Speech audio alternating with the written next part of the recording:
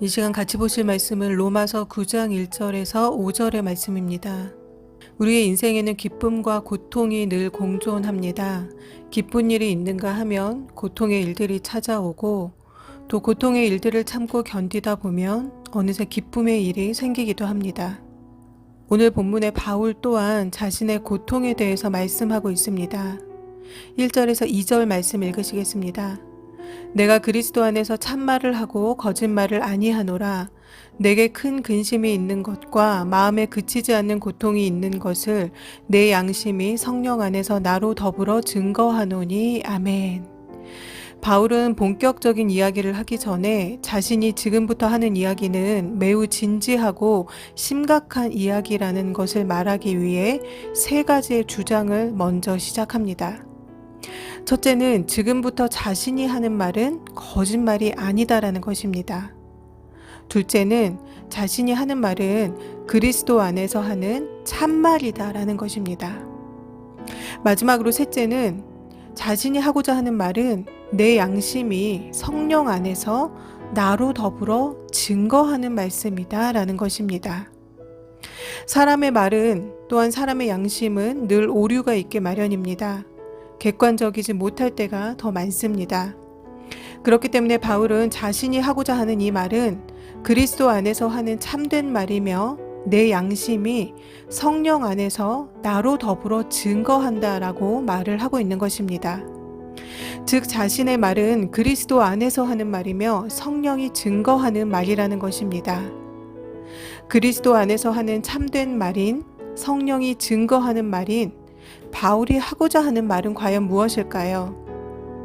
이어지는 말씀을 보시면 바울에게는 바로 큰 근심과 고통이 있는데 이 고통에 대해서 바울은 마음에 그치지 않는 고통이라고 말씀합니다. 고통에 대해 말할 때에 많은 사람들은 이 또한 지나가리라 라는 말을 위안 삼습니다. 언젠가는 멈추어지고 끝나게 될 것을 기대하면 견딜만 하기 때문이지요. 만약 고통의 끝이 없다고 한다면 그것을 견딜 수 있는 사람은 없을 것입니다. 바울은 갈라디아서 4장 13절에서 자신의 육체의 약함이 복음 전파의 도구가 되었다라고 말할 정도로 자신이 가지고 있던 육체적 약함에 대해서도 그것을 고통이라고 말하지는 않았습니다.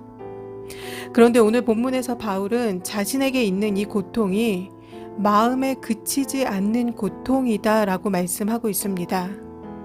일시적으로 지나가는 고통이 아니라 끊어지지 않는, 멈추어지지 않는, 도무지 그치지 않는 고통이다 라는 것입니다. 끝이 없는 고통이라는 말씀이지요. 그렇다면 오늘 본문의 바울의 그 끊어지지 않는 고통의 원인은 무엇이었을까요? 3절 말씀 읽으시겠습니다. 나의 형제 곧 고륙의 친척을 위하여 내 자신이 저주를 받아 그리스도에게서 끊어질지라도 원하는 바로라. 아멘. 바울의 고통은 바로 나의 형제 고륙의 친척, 즉 아브라함과 이삭과 야곱을 따라 났으며 하나님의 언약과 약속의 백성 안에 있는 이스라엘 백성 때문이었습니다. 모태신앙의 가정에서 자랐음에도 신앙과 거리가 먼 자녀들이 있지요. 그와 같이 믿음의 조상을 따라 났고 하나님의 언약 백성 안에 있음에도 또 많은 특권을 부여받았음에도 예수님을 거부하고 복음을 거부했던 그 유대인들이 바로 바울 안에 있는 그치지 않는 마음의 고통의 이유였습니다. 4절의 말씀 읽으시겠습니다. 저희는 이스라엘 사람이라 저희에게는 양자됨과 영광과 언약들과 율법을 세우신 것과 예배와 약속들이 있고. 아멘. 이스라엘 백성들이 받은 특권에는 양자됨과 영광과 언약들과 율법과 예배와 약속들이 있었습니다. 이스라엘 백성들은 왕으로서 또 아버지로서의 그 하나님의 자녀의 자격을 부여받았고 시내산에서 또 성막을 덮었던 성전을 가득 채웠던 하나님의 임재 그 영광을 받았으며 아브라함에서부터 시작되어 인류 전체의 구원을 약속하신 언약을 받았으며 또한 모세를 통해서 시내산에서 받은 율법으로 이스라엘 백성이 바로 하나님의 백성인 것을 보증받았으며 예배와 약속들을 받은 백성들이었습니다. 5절 말씀 보시겠습니다. 조상들도 저희 것이요 육신으로 하면 그리스도가 저희에게서 나셨으니 저는 만물 위에 계셔 세세의 찬양을 받으실 하나님이시니라. 아멘. 육신으로 하면 그리스도가 저희에게 나셨으니라는 이 말씀은 예수님께서 유대인으로 오신 것을 말씀하는 것입니다. 이스라엘의 조상인 아브라함과 이삭과 야곱이 믿었던 그 하나님께서 그리스도를 이 땅에 보내주셨는데 그 그리스도는 바로 유대인으로 오셨습니다. 육신으로는 유대인으로 오신 그 예수님에 대해 마지막 5절 말씀에는 만물 위에 계셔서 세세의 찬양을 받으실 하나님이시니라 아멘이라고 말씀을 하면서 그 예수님이 바로 하나님이시다라고 바울은 말씀하고 있습니다. 너희를 양자 삼으시고 율법을 주시고 예배와 약속의 말씀을 주신 그 하나님이 바로 육신으로는 유대인으로 이 땅에 오신 예수님이다 라고 말씀을 하는 것입니다. 삭개오는 세리장으로 부자였습니다. 그러나 남부러울 것 없는 그가 예수님이 오신다는 소식을 듣고 예수님을 보고자 뽕나무 위에 올라갔지요. 예수님께서는 그를 보셨고 그를 부르셔서 그의 집에 유하시겠다고 하셨습니다. 그러자 삭개오는 급히 내려와서 즐거워하며 예수님을 영접하였다라고 성경은 말씀합니다. 누가복음 19장 9절에서 10절의 말씀을 보시면 예수께서 이르시되 오늘 구원이 이 집에 이르렀으니 이 사람도 아브라함의 자손이미로다. 인자에 온 것은 잃어버린 자를 찾아 구원하려 함이니라. 아멘. 삭개오는 세리였고 부자였습니다. 그러나 그에게는 영적 갈급함이 있었고 드디어 예수님을 만나게 된 그는 예수님을 즐거워하면서 영접했습니다. 그의 갈급함은 그 집의 구원의 은혜로 이어지게 되었습니다. 오늘날 많은 사람들은 사람의 겉모습을 보고 판단하기를 좋아합니다. 그래서 남들에게 잘 보이기 위해 겉모습을 가꾸는 데에 신경을 많이 씁니다. 겉으로 보이기에 부자이고 명예가 있고 또한 남들이 우러러보는 자리에 있는 것을 좋아합니다. 바울은 에베소서 3장 16절에서 에베소 교회가 강건하기를 기도했는데요. 겉사람이 아니라 속사람이 능력으로 강건하게 되기를 기도했습니다. 제가 말씀을 읽어드리겠습니다. 그 영광의 풍성을 따라 그의 성령으로 말미암아 너희 속사람을 능력으로 강건하게 하옵시며 아멘. 삭개오 또한 겉으로 보기에는 매우 성공한 사람으로 보여지지요. 그러나 그에게 정말 필요한 것은 예수 그리스도의 구원이었습니다. 니고데모와 백부장 고넬료도 마찬가지였습니다. 그들은 어느 누가 보아도 성공한 사람처럼 보였지만 그들에게 정말로 중요한 것은 그들의 영혼이 사는 것이었습니다. 물질도 명예도 그들을 죽음에서 자유하게 하지는 못합니다. 오직 예수 그리스도의 구원의 은혜만이 그들을 죽음에서 자유하게 하고 영생의 길로 인도할 수가 있습니다. 사도행전 26장 29절에는 사도 바울이 아그리빠 왕에게 하는 말씀이 있는데요. 제가 한번 읽어드리겠습니다. 당신뿐 아니라 오늘 내 말을 듣는 모든 사람도 다 이렇게 결박한 것 외에는 나와 같이 되기를 하나님께 원하노이다 하니라. 아멘. 바울은 아그리빠 왕에게 내가 지금 이렇게 결박당한 것 말고는 제발 나와 같이 되기를, 즉 예수님을 영접하기를, 구원받기를 내가 정말로 하나님께 간절히 원한다라고 말을 하고 있는 것입니다. 동일한 기도가 출애굽기 32장 31절에서 32절에도 있습니다. 여호와께로 다시 나아가 여짜오되 슬프도소이다. 이 백성이 자기들을 위하여 금신을 만들었사오니 큰 죄를 범하였나이다.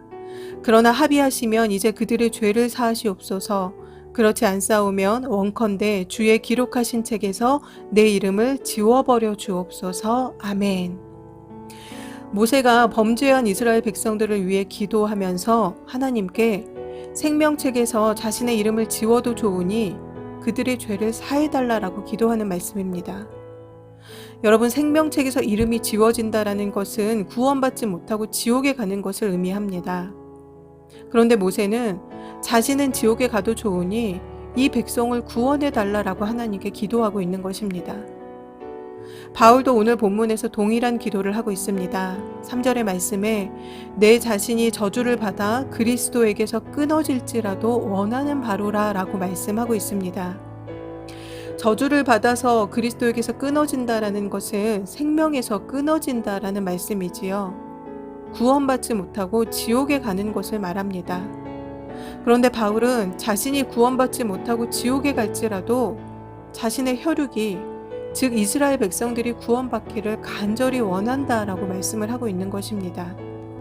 하나님의 백성으로 선택을 받아 많은 특권을 부여받았음에도 이스라엘 백성들은 복음을 거부하였고 그 복음은 이방인들에게로 흘러갔습니다. 유대인들이 그렇게 멸시하고 무시했던 사마리아인들, 세리들, 이방인들은 복음을 받아들이고 예수님을 영접했습니다. 그러나 정작 선택받은 백성들은 복음을 거부하였습니다. 바울의 마음에 그치지 않는 이 고통은 바로 이스라엘 백성들의 구원의 문제였습니다. 저주란 하나님과 분리되어서 멸망당하는 것을 말합니다. 그런데 바울은 자신이 차라리 저주받는 것이 낫겠다라고 말할 정도로 이스라엘 백성들의 구원의 문제를 마음의 큰 고통으로 가지고 있었습니다. 바울은 로마서 3장에서 이미 유대인의 나음이 무엇이며 할례의 유익이 무엇이냐라고 말하며 유대인들의 문제를 언급한 적이 있습니다. 그리고 오늘 본문을 통해서 본격적으로 이 유대인들의 구원의 문제 때문에 자신이 얼마나 큰 고통을 가지고 있는지를 말씀하고 있는 것입니다. 우리에게는 어떠한 고통이 있습니까? 요즘에는 반려견을 가족으로 생각하는 사람들이 많습니다. 한 연예인은 반려견이 아파서 밤새도록 배를 어루만져 주었다라는 말을 했는데요. 반려견이 아프기만 해도 이렇게 가슴이 아픈데 우리가 사랑하는 사람들이 지옥의 자녀가 되게 생겼는데도 왜 우리는 이것에 대해서는 고통스럽게 생각하지 않을까요? 그저 눈앞에 주어진 1차원적인 문제에만 급급해서 정작 정말로 중요한 구원의 문제는 저만큼 미루어 놓는 것이 바로 우리의 모습입니다. 사랑하는 성도 여러분, 오늘 말씀의 제목은 고통입니다. 우리 삶 가운데에 우리를 고통스럽게 하는 많은 문제들이 있지요.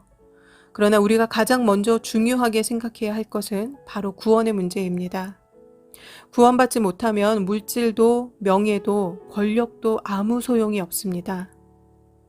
30년간 스님으로 계셨던 한 분이 교도소에서 사형 절차를 진행하는 모습을 보면서 매우 충격을 받았다라고 합니다. 살면서는 자기 수행을 잘한 것처럼 하고 살던 사람들이 정작 죽음 앞에서는 두려움을 이기지 못하고 정신을 놓고 포악한 모습을 보이는 것을 보았습니다. 그러나 예수님을 영접한 사람들은 살아있을 때는 날마다 눈물로 회개하다가 정작 죽음 앞에서는 의연하고 기쁜 얼굴로, 소망에 가득 찬 얼굴로 죽음을 맞이하는 것을 본 것입니다. 30년이나 스님으로 계셨던 이분은 이 충격적인 장면을 경험한 이후에 회심하여서 목사님이 되었다고 합니다. 구원받은 사람의 육적인 죽음은 다릅니다. 영원한 생명의 길이 보장되어 있기 때문입니다. 요한계시록 22장 4절에서 새 하늘과 새 땅을 본 요한은 다시는 사망이 없고 애통하는 것이나 곡하는 것이나 아픈 것이 다시 있지 아니하고 처음 것들이 다 지나갔다라고 자신이 본 것에 대해서 말씀했습니다. 우리가 육적인 죽음보다 더 두려워해야 할 것은 바로 영원한 죽음, 영원한 지옥입니다. 천국과 지옥에 대한 분명한 믿음이 있다면 바울과 같이 우리 또한 사랑하는 사람들의 구원의 문제가 우리 삶에서 가장 고통스러운 문제가 되어야 합니다.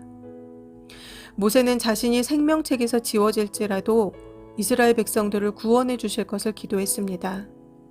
바울 또한 자신이 저주를 받아 그리스도에게서 끊어질지라도 이스라엘 백성들이 구원받기를 원했습니다. 어제 보내드린 세계륙교회 소년보 목사님의 영상을 보셨지요? 자녀들에게 좋은 고춧가루를 주는 것보다 더 중요한 것은 영혼 구원이라고 생각했던 목사님께서는 예배에 나오지 않은 그 권사님의 고추밭에 고추를 다 뽑아버리셨습니다. 그 권사님은 고추밭을 아꼈지만 목사님은 영혼을 더 아끼셨던 것이죠. 이 시간 기도하실 때에 저와 여러분이 사랑하는 사람들, 그들의 구원을 위해 기도하시는 시간이 되시기를 바랍니다. 구원의 문제가 저와 여러분 모두에게 끊어지지 않는 고통이 되기를 바랍니다. 그래서 이 고통의 문제를 가지고 눈물로 기도하는 저와 여러분 모두가 되시기를 바랍니다. 다 함께 기도하시겠습니다.